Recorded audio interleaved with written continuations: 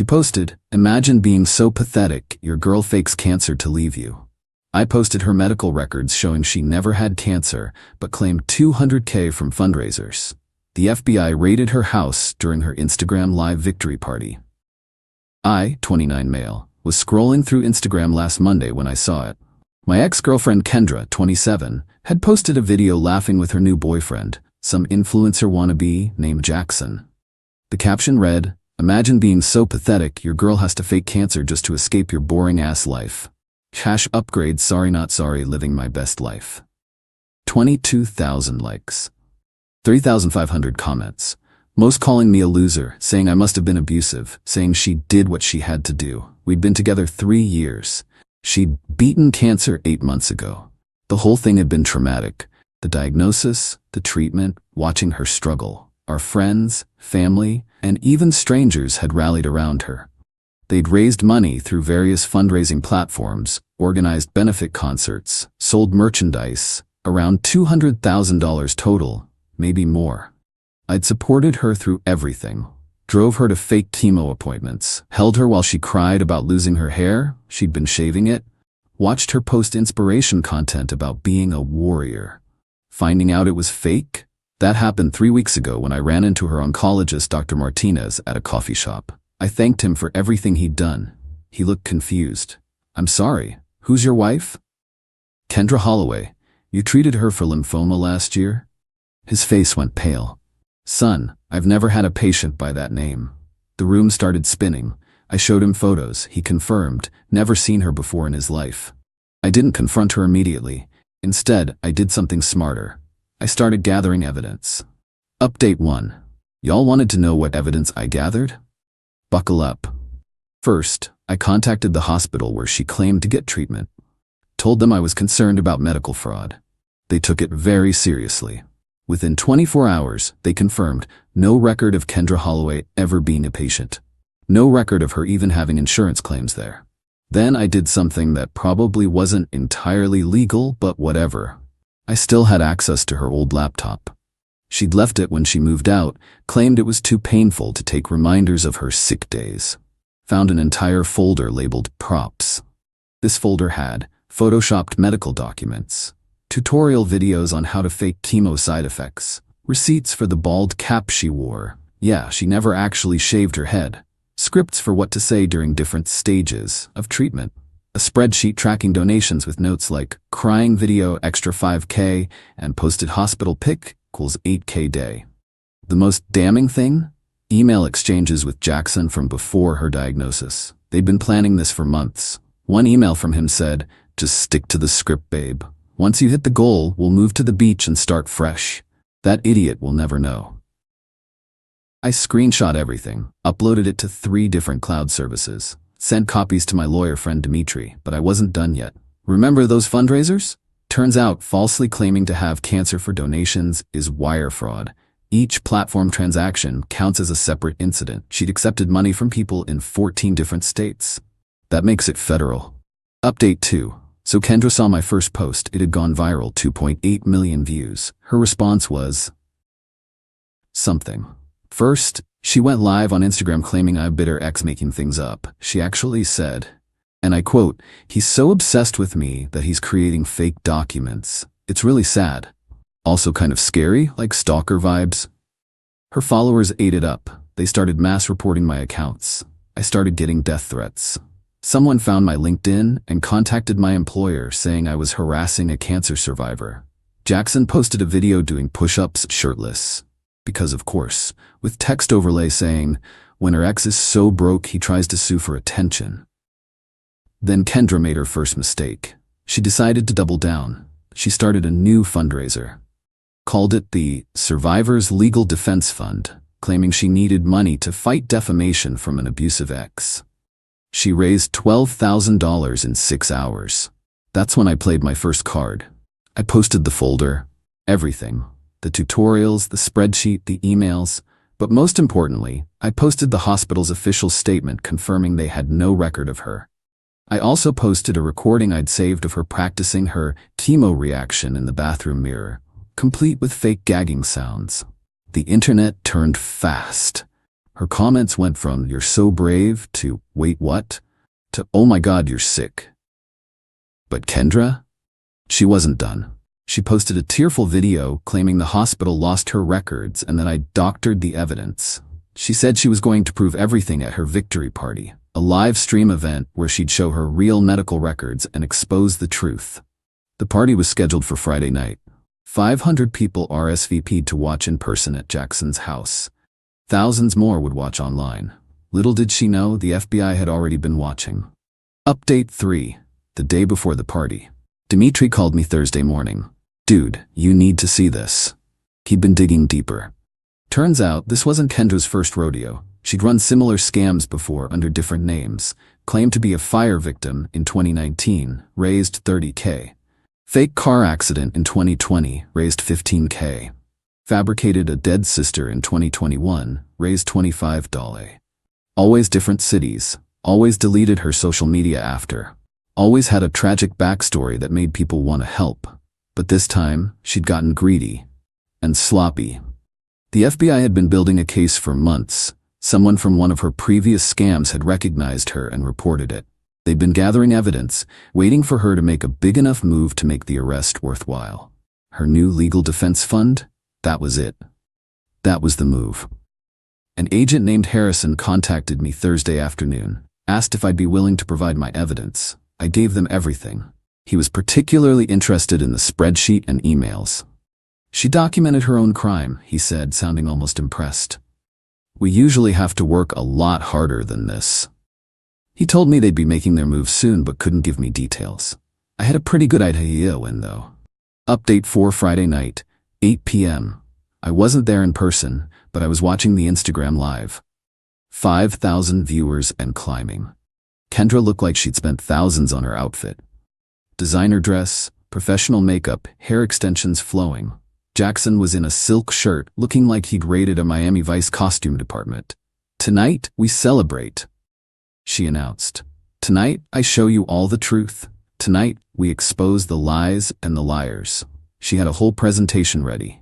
Fake medical records on a big screen TV. A supposed video statement from a doctor. Later found out it was an actor from Fiverr. She even had someone she claimed was a nurse who treated her. It was Jackson's cousin Brittany in scrubs from Amazon. The crowd was eating it up, champagne flowing, music bumping. Her follower count was climbing. She hit 100K during the stream. At 8:43 p.m., she raised a glass for a toast. To beating cancer, to beating the haters, to living our best. That's when the door flew open. FBI, everyone remain where you are. The stream didn't cut immediately. For about 45 seconds, the world got to watch federal agents swarm the room. Kendra's face went from confused to terrified to angry in record time. "This is harassment," she screamed. "I'm a cancer survivor. You can't do this." Agent Harrison, I recognized his voice, calmly read her rights, while she thrashed and screamed about setups and jealous exes. Jackson tried to run, didn't make it far. Turns out trying to parkour over federal agents doesn't work like it does in his TikToks. The last thing heard before the stream cut was Kendra screaming, "I'll sue all of you. Do you know who I am?" The viewer count had hit 73,000. Update 5, the internet exploded. Kendra scammer was trending globally. News outlets picked it up. Influencer fakes cancer, steals 200K, gets arrested on live stream was everywhere. The details that came out were insane. She'd scammed money from a children's cancer charity that gave her a courage grant, an elderly couple who donated their retirement savings, a teenager who sold his gaming setup to contribute. Over 2,000 individual donors across multiple platforms. Total fraud amount, $247,893. Jackson was arrested too. Conspiracy to commit wire fraud. Turns out he wasn't just her boyfriend, he was her business partner. They'd done this in 3 other states. But here's the wildest part. Kendra's mom called me. Gloria had no idea. She'd been telling everyone about her daughter's brave battle. She donated $5,000 herself. "I'm so sorry," she sobbed. "I failed as a mother. I don't know how she became this." I felt bad for Gloria, but then she said something that made me realize where Kendra got it from. "But you know, if you hadn't exposed her, none of this would have happened. She'd have paid people back eventually." No accountability, even now. Update 6: Kendra got bail. Her parents put up their house. Conditions included no internet access and surrender of her passport. Guess what she did within 24 hours? If you guessed went on Instagram from a friend's phone to claim innocence, you win. The video was unhinged. She claimed, "I planted the evidence. The FBI was corrupt. She really did have cancer, but was misdiagnosed. Jackson forced her into everything." This was about silencing a strong woman. She also started selling free Kendra merchandise through some random website. That violated her bail conditions. She was back in custody within 12 hours. Jackson, meanwhile, flipped on her immediately. His lawyer released a statement saying he was manipulated by a master con artist and would be cooperating fully with authorities. The evidence he provided included recorded conversations of her coaching him on the scam, text messages where she detailed exactly how to fake medical documents, her master list of future scam ideas including fake pregnancy, fake assault, and fake harassment campaigns, banking records showing she'd hidden money in multiple accounts. She'd actually scammed closer to $400. She just hadn't reported it all. Update 7: The trial was beautiful in a twisted way. Kendra showed up in a wheelchair, actually tried to claim she was now sick from the stress of being falsely accused. The judge wasn't buying it. The prosecution's evidence was overwhelming. My documentation, the FBI's investigation, Jackson's testimony from 23 victims who donated, bank records showing she'd spent the money on vacations, designer goods, and cosmetic procedures. The actual doctor from the fake video testifying it was a Fiverr gig. Her defense was basically, "I have mental health issues and didn't know what I was doing." The prosecutor destroyed that by showing her spreadsheets with notes like, "Crying gets more money," and "Save hospital posts for Mondays, highest engagement." My testimony was simple. I just presented the facts. How I found out, what I discovered, what I documented. Kendra tried to stare me down the entire time. I didn't look at her once. When victims testified, she actually rolled her eyes. One elderly man, Roger, had donated his late wife's life insurance payout because his wife had died of lymphoma and he wanted to help another young woman fight it. Kendra yawned during his testimony. The jury deliberated for 2 hours. Final update: guilty on all counts. 14 counts of wire fraud, 2 counts of identity theft. She'd used fake doctor names. 1 count of conspiracy to commit fraud. 1 count of money laundering. Sentence: 8 years federal prison, 3 years supervised release, $747,893 in restitution. They found even more money she'd hidden. Kendra's reaction was to scream that everyone was jealous of her success. She actually said, "You're all just mad because I lived the life you couldn't." As they led her away, she shouted at me, "This isn't over. I'll ruin you when I get out." The judge added 6 months for threatening a witness. Jackson got 18 months and restitution of $50,000. He cried like a baby at sentencing. His mom posted about how the system failed her baby boy.